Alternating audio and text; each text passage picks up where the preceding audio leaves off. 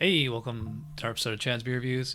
You remember about a month ago, not even a month ago, 3 weeks ago, I went to upstate New York, got to go to the Tree House Brewing in 𝓕𝓚𝓮𝓬𝓲, and I brought home a couple beers, and I had this one sitting in the fridge. I kind of forgot about it.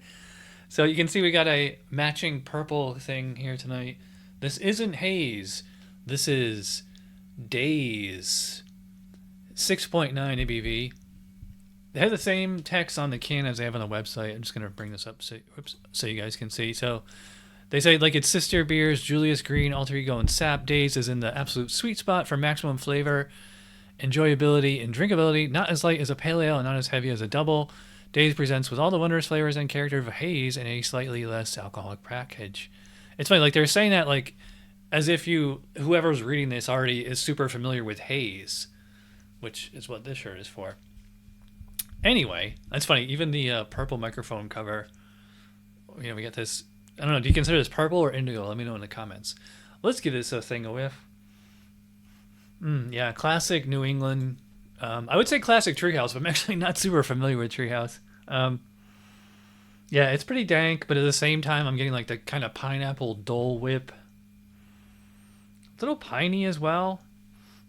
Yeah, a little bit of like cat pee.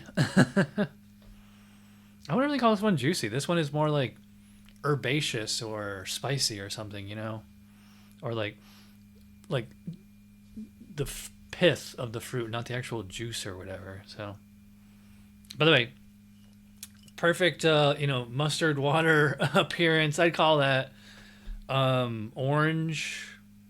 Yeah, it's like yellow. Yeah, it looks more yellow on camera, but it's a little more orange in real life. Just huge frothy foam. It does look like a milkshake, but it's not. It's just a regular good old haze or Daze. So let's find out. Cheers.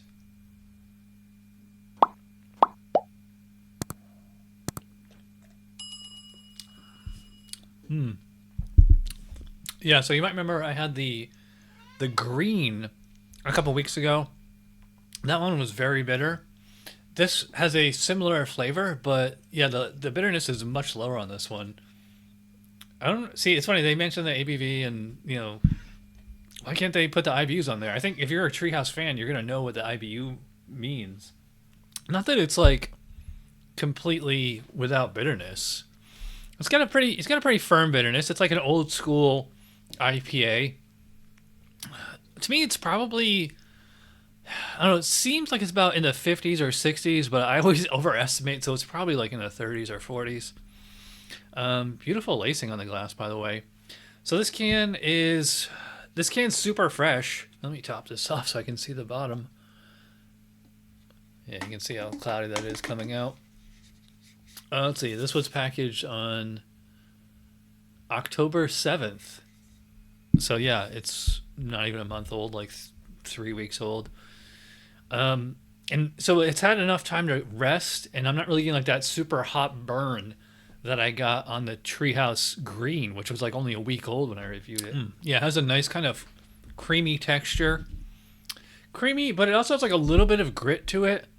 Pretty, I'd say medium high carbonation. There's definitely a little fizz in there to scrub it off. Like I said, it looks like a milkshake. It doesn't seem like it's made with lactose or wheats or oats to me. This does seem like a standard just all barley, all malt, hazy. There may be like a little bit of something in there, but not to the extent of like a, milkshake style IPA. Yeah, so I'm getting pineapple. I'm getting like almost like pineapple bark or pineapple sorbet, something like that. But at the same time, because it's so bitter, it kind of messes with your head. It's like you're tasting fruit, but tasting bitterness at the same time, and fruit is not bitter. Yeah, so a little bit of orange sherbet in there. I also get like a little bit of pine needles as well. Do they say which hops are on here? No. But I mean, it's probably, the usual Galaxy, Citra, Mosaic. Yeah, so it's like fruity and kind of bitter at the same time. I do get like this little burst of like a juicy sweetness like right at the apex there. And then it finishes, pretty bitter. Almost like a bit of an orange juice, or like it's a little bit of a burn Still a little bit from the hops, but not as bad as it was a couple weeks ago. And this is only 6.9, so it's not like you're going to get like a ton of alcohol burn. I think that's probably more hop than alcohol.